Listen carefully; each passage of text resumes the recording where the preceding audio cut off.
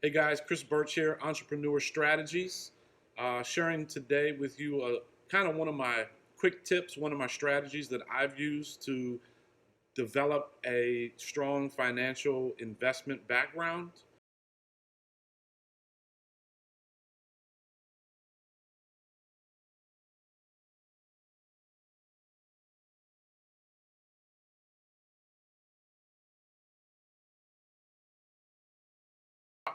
Chris Birch with Entrepreneur Strategies. I wanted to share with you today one of the techniques that I've used. So, we've all spent the better part of the last 3 months quarantined at home. COVID 19 is rampant around the world, and my business is shuttered. Um, Starting mid March, business just went down, down. April, we had pretty much nothing going on. So I've actually been at home looking at different ways to still keep myself active as well as the business aspect. Because there is no business, I've been using a couple key things that I wanted to share with you all.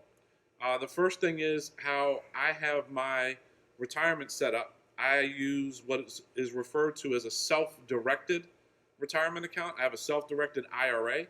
I also have a self-directed 401k. So I started listening a little bit to the media, to the news, and hearing the fluctuation in the stock market and the downturn. And I wanted to share with you about 3 weeks ago, I posted a video about the airline industry. And I'll put a link to that down below as well. So, in the airline industry, no one's traveling. We have a global pandemic. So, what do you think is happening with their stock? It's going straight down. So, I researched American Airlines, United Airlines, Southwest, and a few others. And I decided to make a minor investment into American Airlines. And here's the reason why. American Airlines is a global airline carrier, as we all know.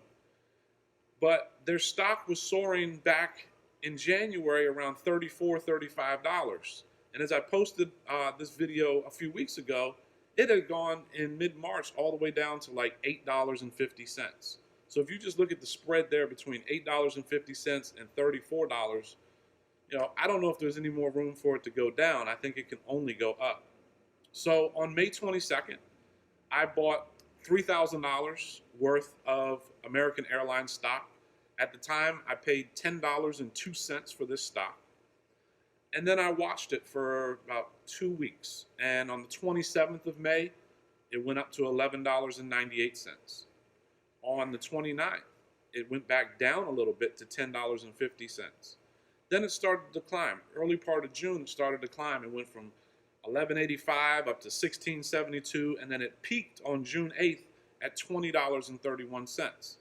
Now, on the 9th, it started to fall a little bit, and then on the 10th, it started to fall a little bit, and that's where I bailed out.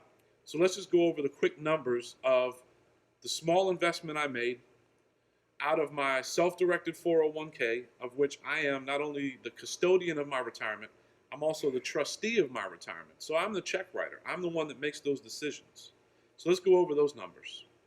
All right, so as I said, on May 22nd, I bought $3,000 of American Airlines stock. It was around $10.02 at the time. Fast forward now, 3 weeks later, on June 16th, the stock now rose to around $17. So with the equivalent of shares that I made, I'm now showing a $2,400 profit in a mere stock that I just sat and waited for it to grow. Now $2,400 is being rolled right back into my own 401k, tax free. So that's just a quick strategy. I didn't want to spend a lot of time going over the real true details of the research that I did. But for me, it's more of a way of explaining to you how you can do such simple little things as long as you have it structured. And that's the key thing, structured. My 401k is set up with a company called directedira.com is their website. It's not I don't get a referral fee or anything. I mean, there's a lot of them out here that you can use. But what you want to ask, and when you call these institutions, you want to make sure that they understand self-directed IRA or self-directed 401k, and then you become basically the master of your fate. You become the custodian and the check writer to your own retirement. I know it's not for everybody. It's just a key tool that I've only learned of in the last few years, and I've been using it constantly. I've done it with real estate. I've done it with stocks. I've actually looked at gold and silver. I've actually invested in other people's real estate. So I was the financier on maybe the rehab of their property, or I was the financier of acquiring the property. I was the earnest money deposit, and then I charged 7%, 8% over 90 days or whatever. I mean, there's nobody in the world paying 8, 9%. So think about the tool of using it and managing it. So that's all I have for you today. Chris Birch with Entrepreneur Strategies.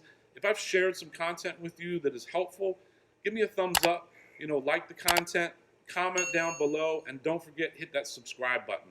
Talk to you soon.